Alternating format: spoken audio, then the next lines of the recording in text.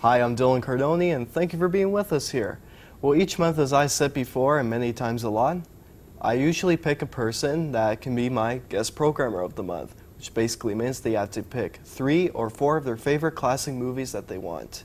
And we're here to say that we're here to welcome back Gail, who is a producer here at Cable 14, and she's my guest programmer, as I said many times in the past, right? And she's here at Cable 14 on Dundurn and Hamilton. Gail, welcome back. Oh, thank you. You know, every time we talk about this, it's always good to have you here, Oh, right? thank you.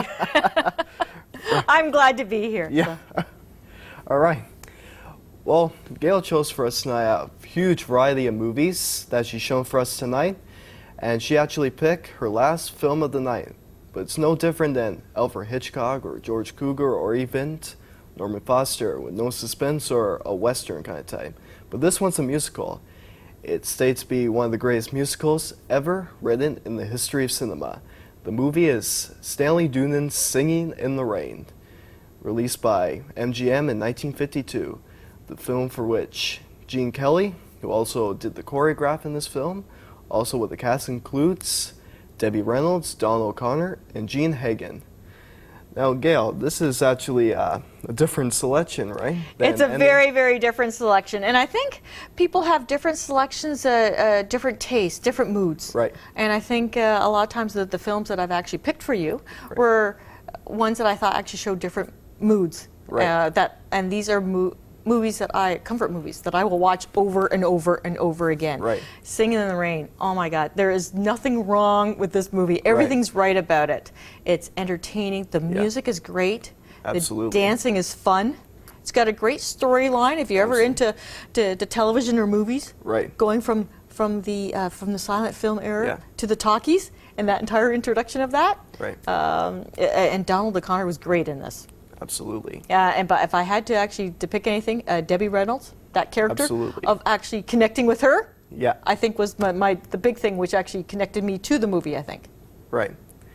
Yeah, this is actually released in 1952, right? During the time where television was actually born and people changed, the economy has changed during the 1950s, right? And a lot of movies turned to color and all that. Mm-hmm. What do you think about those kind of times during Singin' in the Rain? Well, I think they showed the way movies can be done and done really, really well, right? Because they had to go big, because everything was going small, to the small screen. They did very, very big productions. The one number when there's the rain is coming down and he's singing in the rain, right? Just that had to be this humongous soundstage to actually shoot this on. Everything else that they did were big sound stages. Yes. Like that took a lot of big area, which was strange because we're going into an environment where everything's going to be coming down to small areas. If you're looking at Honeymooners or something, it's all shot in a single little set. Right. And here I think they had to make a difference between what television will look like and what movies will look like. Right. But everything is actually shot. I don't think they shot anything outside. I think everything was done on soundstage. Right. Yeah, because it was basically all done like hand by hand, other than musicals today like Les Mis and all that. Like back then, like that was actually like real singing. The ones today, most of them just lip sync and they don't do very well. Like half the time they actually talk, but they just sing it like throughout the whole movie, and they don't do it like Singing in the Rain, where they do the musical part and do the talking, then the musical, then the talking again. Yes, it's a lot of the musicals today, as you said, it's all incorporated in, and they tell the entire story in song. That's not the way I enjoy musicals.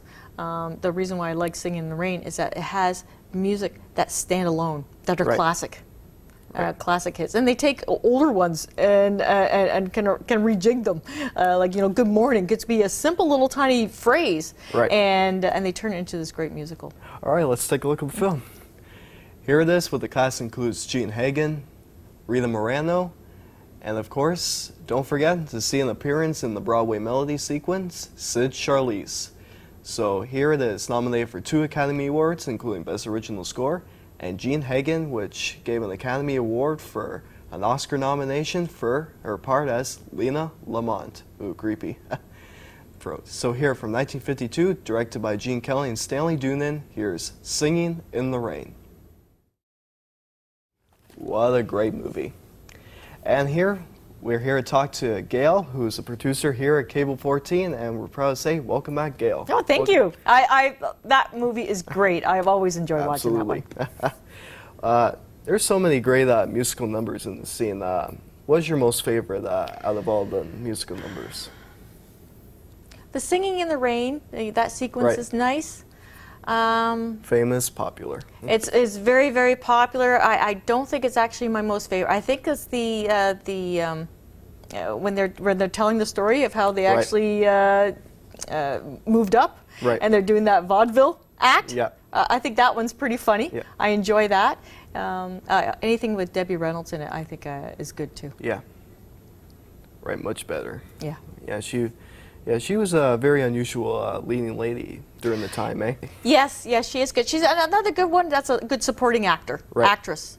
I don't know if she can actually do like a full lead. If she's in she was doing the Tammy in The Bachelor. Right. But yes. she had to. I thought Leslie Nielsen. Yes. But he was a stronger character, I think, and I thought they had a lot of really good supporting characters. I don't know if she can actually take it. For me, anyways, of watching that one. My favorite scene, though, is when they are introducing the talkies, and they're actually re-recording to make the dueling cavalier, right? The Dancing Cavalier. The Dancing Cavalier. They're redoing it, that one, and they have the microphone on her, and she's all fluffed up over here, and they go, Pierre, you shouldn't have come. The guards will find you. I always love that bit, and it's. Yeah, Jean Hageman, she is actually one of the greatest actresses. She's got a star on the Hollywood Walk of Fame, but she's most popular for Singing in the Rain. Very popular for that role. You don't really see it's not a really big. But it's not a really big stretch for her type thing, or it's not a very big role for her. Right. She plays one dipsy character, so you don't actually see the range that she can actually do for that one. But she put on that great voice. She kept it the entire time. But everyone else did great in it. But yeah, great musical numbers. Right. Nominated for an Oscar.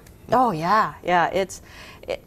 I think the Broadway Melody is another one. Just watching it again, it's just that one's a great one when they're telling the story afterwards with the Citcheries in that one, right? So.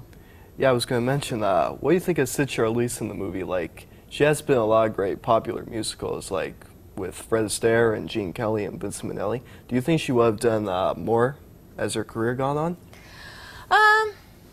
It was nice to have her.